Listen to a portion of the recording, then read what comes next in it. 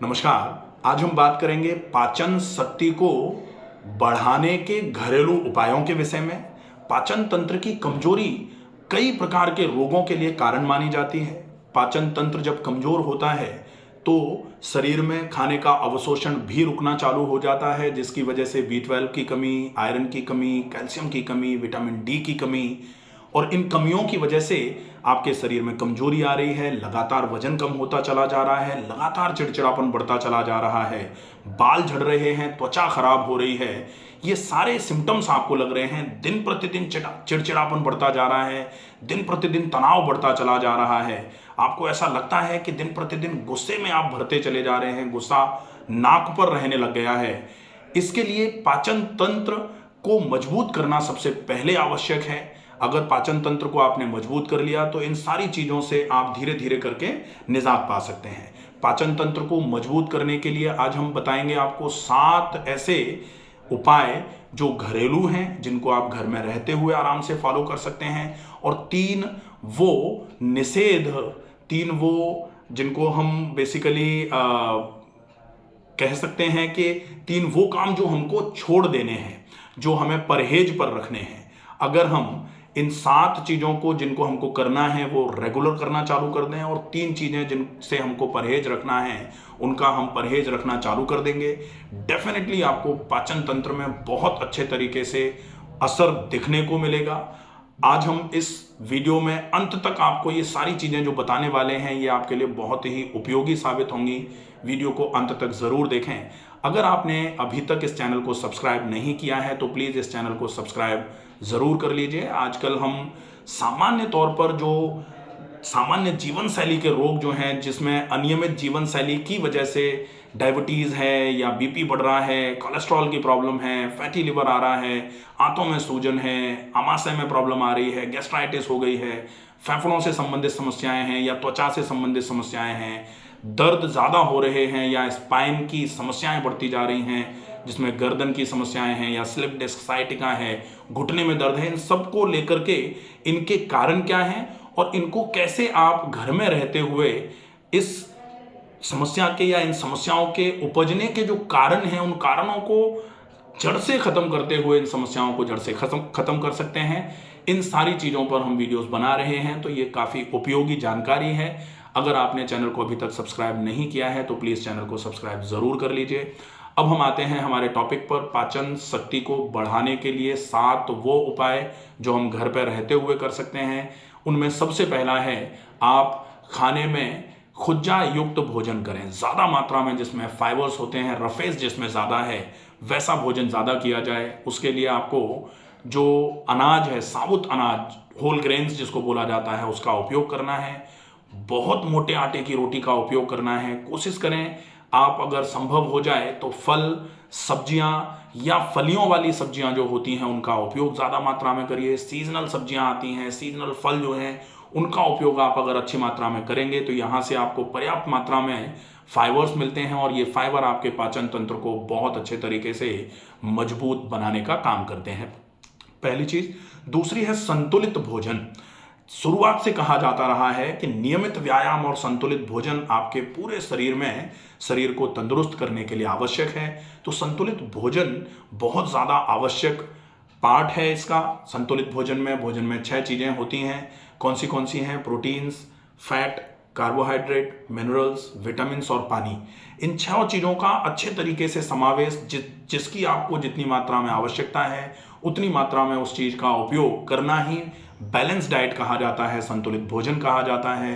तो आपको संतुलित भोजन में अच्छी मात्रा में फल सब्जियां खानी हैं, खूब अच्छी मात्रा में सलाद खाना है, रोटी बहुत मोटे आटे की खानी है। प्रोटीन्स के लिए थोड़ी दालों का उपयोग कर सकते हैं, जिसमें आप मूंग की दाल है, मसूर की दाल है। अगर थोड़ा बहुत खाना अच्छे तरीके से पच जा रहा है या थोड़ा व्यायाम आप कर सकते हैं अच्छे तरीके से, तो चने की दाल का उपयोग भी किया जा सकता है, क्योंकि चना थोड़ा पचने में भारी होता है, इसलिए चने को सामान्य तौर पर परहेज में अवॉइड करना चाहिए। लेकिन अगर आप अच्छे तरीके से व्यायाम कर सकते हैं तो चने का उपयोग भी कर सकते हैं, यहां से आपको प्रोटीन मिलेगा। फैट के लिए आप गाय का घी या फिर सरसों के तेल का उपयोग कर सकते हैं, या फिर आप बादाम और अखरोट का उपयोग रात को भिगो करके सवेरे सवेरे अच्छे क्वालिटी के बादाम और अखरोट रख लें। एक अखरोट और 4 से 5 बादाम अगर रात को भिगो करके सवेरे सवेरे खाते हैं तो इससे आपको अच्छी मात्रा में फैट मिल जाता है, जिसको अच्छा फैट माना जाता है, गुड फैट माना जाता है, वो आपको यहां से मिलेगा। पानी की क्वांटिटी अच्छी मात्रा में आपको जरूर रखनी है, ये बैलेंस डाइट हो जाएगी। अब हम तीसरा पॉइंट जो है, पानी का उपयोग पाचन तंत्र को दुरुस्त रखने में भी बहुत ज्यादा है। तो तीसरा पॉइंट है हमारा कि पूरे दिन में कम से कम 2.5 से 3 लीटर पानी आपको पीना है। पूरे दिन का पानी आपको सिप कर करके चाय की तरह पीना है। सवेरे सवेरे जो दिन की शुरुआत है वो पानी पीने से ही होनी चाहिए।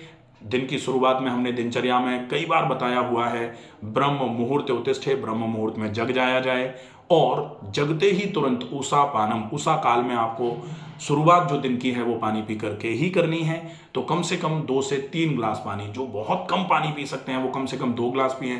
अगर किसी को किडनी की प्रॉब्लम है या फिर लिवर में प्रॉब्लम है या फिर पेट में पानी भरा हुआ है, ऐसे केस में पानी की क्वांटिटी पीने के लिए कम ही बोली जाती है। बोला जाता है पूरे दिन में ही 1 से 1.25 लीटर पानी पीना है। तो फिर यहाँ 200 से 250 ml पानी ऐसे लोग सवेरे सवेरे उषा पान में पिएंगे। अदरवाइज कम से कम 500 से 750 800 ml पानी एक बार में सवेरे सवेरे। बाकी के लोग जिनको अभी लिवर की या फिर किडनी की कोई समस्या नहीं है, वो अगर सवेरे उषा पान में 2 से 3 ग्लास पानी, संभव हो जाए तो 4 ग्लास पानी अगर पी सकते हैं तो ये बहुत उपयोगी प्रक्रिया है। इससे पाचन तंत्र पूरे तरीके से साफ होना चालू हो जाता है, और पाचन तंत्र की सफाई पाचन तंत्र की मजबूती में एक बहुत अहम भूमिका निभाती है। इसके बाद हम आते हैं गट माइक्रोबायोम पर। गट माइक्रोबायोम का मतलब होता है जो आंतों में अच्छे बैक्टीरियाज की कॉलोनी है उसको हमको बढ़ाना है, ताकि अच्छे बैक्टीरियाज जब ज़्यादा होंगे तो खराब बैक्टीरियाज आंतों को खराब नहीं कर पाएंगे। इसके लिए हमको अच्छे बैक्टीरियाज को बढ़ाना पड़ता है। तो अच्छे बैक्टीरियाज को बढ़ाने के लिए हम छाछ का उपयोग कर सकते हैं, दही का उपयोग कर सकते हैं, कैफिर का उपयोग कर सकते हैं। कैफिर जो है ये भी अच्छे बैक्टीरिया, जैसे कैफिर को दूध में अगर डाल करके दही बनाया जाता है तो बहुत अच्छे तरीके से इसको कैफिर बोला जाता है। तो इसको अगर आप लेते हैं तो बहुत अच्छी मात्रा में इसमें अच्छे वाले बैक्टीरियाज आपकी आंतों में पहुंचते हैं, जो आपके पाचन तंत्र के लिए बहुत उपयोगी साबित होते हैं। इसके बाद बात आती है व्यायाम की। रेगुलर एक्सरसाइजेज पाचन तंत्र को मजबूत रखने के लिए बहुत ज़्यादा आवश्यक है। तो सवेरे और शाम को दोनों टाइम ही कम से कम सवेरे सवेरे 50 मिनट और शाम को 30 मिनट की एक्सरसाइजेज का रूटीन ज़रूर बनाना चाहिए। अगर आप आसन करना चाहें तो yoga for indigestion by doctor Ramakant Sharma, पूरा वीडियो है, उसको देख करके कैसे आपको कौन सा आसन करना है सारा समझाया गया है। उसे देख के समझ करके योगा फॉर इंडाइजेशन का लगभग 30 से 35 मिनट का वीडियो है, और उसमें जो आसन बताए गए हैं उनको अच्छे तरीके से फॉलो करेंगे। अदरवाइज आप टहल सकते हैं, सूर्य नमस्कार कर सकते हैं। जिन लोगों को थोड़ा घुटनों में या कमर में दर्द नहीं है वो थोड़ा सा जॉगिंग भी कर सकते हैं, बहुत उपयोगी रहेगा। साथ में थोड़ा प्राणायाम का अभ्यास भी जरूर किया जाना चाहिए। प्राणायाम में अनुलोम विलोम और डीप ब्रीदिंग के साथ साथ अगर भ्रामरी प्राणायाम का अभ्यास भी करेंगे तो ये आपके लिए मानसिक शांति प्रदायक भी माना जाएगा। तो ये व्यायाम आपके लिए अति आवश्यक चीज मानी जाती है। पाचन तंत्र को दुरुस्त रखने में नींद का भी बड़ा योगदान होता है। आप लोगों ने कभी कभी ये लोगों को कहते हुए सुना होगा कि 2-3 दिन से सो नहीं पाए ढंग से, इसलिए पेट खराब हो गया है। तो नींद की भी बड़ी आवश्यकता होती है। अच्छी नींद, कहा जाता है अर्ध रोग हरि निद्रा, नींद अगर अच्छी आ जाए तो आधे रोग अपने आप ही खत्म होना चालू हो जाते हैं। तो नींद अच्छी आती रहे इसके लिए आपको रात को सोने के पहले गुनगुने पानी में पैर डालना है, नाक में गाय का घी डालना है। आप रात को सोने के पहले अगर संभव हो जाए तो शवासन का अभ्यास करते हुए या फिर योग निद्रा का अभ्यास करते हुए सोने का प्रयास करेंगे। इससे आपको साउंड स्लीप जो है वो आना चालू हो जाएगी, जिसकी वजह से धीरे धीरे करके नींद का इम्पैक्ट जो हमारे पाचन तंत्र पर पड़ता है वहां से हम बचेंगे, और पाचन तंत्र धीरे धीरे करके हमारा बहुत मजबूत होना चालू हो जाएगा। 7वें नंबर पर हम आते हैं खाने को चबा के खाना। ये सबसे ज्यादा इंपॉर्टेंट होता है। हम हमेशा बोलते हैं खाने को पिएं और पानी को खाएं। इसको आज हमने 7वें नंबर पर इसलिए रखा है क्योंकि लोग जनरली सामान्य तौर पर कहना चालू कर देते हैं कि आप हमेशा यही बोलते हो कि एक ग्रास को 60 बार चबाओ, एक ग्रास को 100 बार चबाओ, इसके अलावा भी पाचन तंत्र को मजबूत करने के लिए और कुछ होता है क्या? तो ये सारी चीज़ें 6 नंबर जो हमने बताए हैं, ये सारे के सारे पाचन तंत्र को दुरुस्त करने में बहुत मददगार साबित होते हैं। लेकिन सबसे ज़्यादा ज़रूरी होता है कि आप खाने को बहुत चबा के खाएं। अगर खाने को बहुत चबा के खाते हैं तो ये इससे आपकी पेरिस्टाल्सिस बढ़ती है। पेरिस्टाल्सिस बढ़ती है तो गैस्ट्रोकोलिक रिफ्लेक्स बढ़ता है, खाना अपने आप ऊपर से नीचे की तरफ चलना चालू हो जाता है, पाचन अच्छा होता है।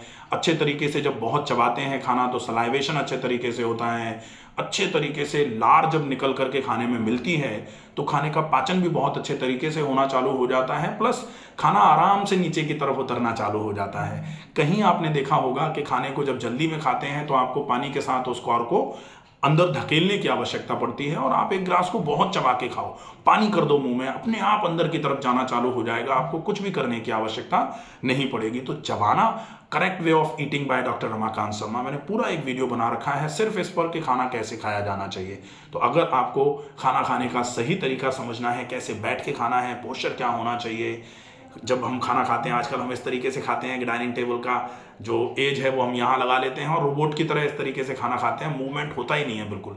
जबकि पहले के लोग ज़मीन पर बैठकर खाना खाते थे तो थाली की तरफ बार बार आगे झुक के जब आगे की तरफ जाते थे तो पेट को भी पता लगता था भर रहे हैं कि नहीं भर रहे हैं। अब बिल्कुल हम खड़े होकर खा रहे हैं या फिर हम इस तरीके से खा रहे हैं कि हम आगे बिल्कुल झुक ही नहीं रहे हैं, और पेट हमारा कुछ इस तरीके से होता भी जा रहा है धीरे धीरे, क्योंकि हमारी आदतें कुछ इस तरीके की हैं, पेट निकलता जा रहा है, हम आगे झुक ही नहीं पा रहे। तो थोड़ा थोड़ा तो हम करेक्ट वे ऑफ ईटिंग का अगर फॉलो अप करेंगे तो धीरे धीरे करके ही सही, लेकिन आपका पाचन तंत्र धीरे धीरे करके पूर्णता की ओर जाना चालू हो जाएगा, धीरे धीरे करके बहुत अच्छे तरीके से प्राकृतिक तरीके से ही मजबूत होना चालू हो जाएगा। तो ये तो वो 7 चीजें थी जो आपको जरूर करनी चाहिए अगर आप पाचन शक्ति बढ़ाना चाहते हैं।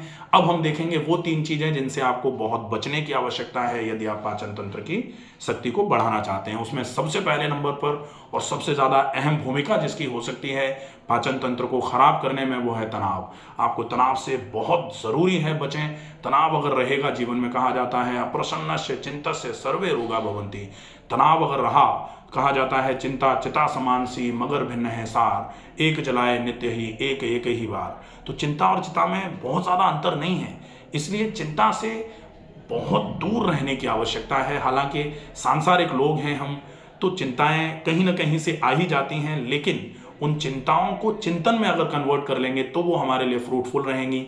इसलिए चिंता से दूर रहने के लिए हमने हमेशा बताया है कि आप रेगुलर एक्सरसाइजेस करिए, आप अच्छे एक्टिविटीज़ में फोकस करिए, थोड़ा बहुत अपने दोस्तों के साथ कहीं थोड़ा बहुत आउटिंग हो जाया करे, या जो आपकी हॉबीज़ हैं उसके लिए थोड़ा टाइम निकालेंगे तो ये आपके लिए स्ट्रेस मैनेजमेंट में बहुत अच्छा हेल्प करेंगी।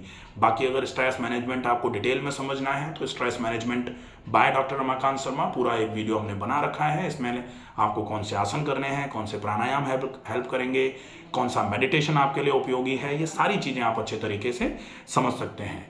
इसके अलावा स्मोकिंग से आपको बहुत दूर रहने की आवश्यकता है। यदि आप पाचन तंत्र को मजबूत करना चाहते हैं तो स्मोकिंग को क्विट करना पड़ेगा। स्मोकिंग अगर क्विट कर देंगे तो डेफिनेटली धीरे धीरे करके आपके पाचन तंत्र में बहुत अच्छा लाभ मिलना चालू हो जाएगा।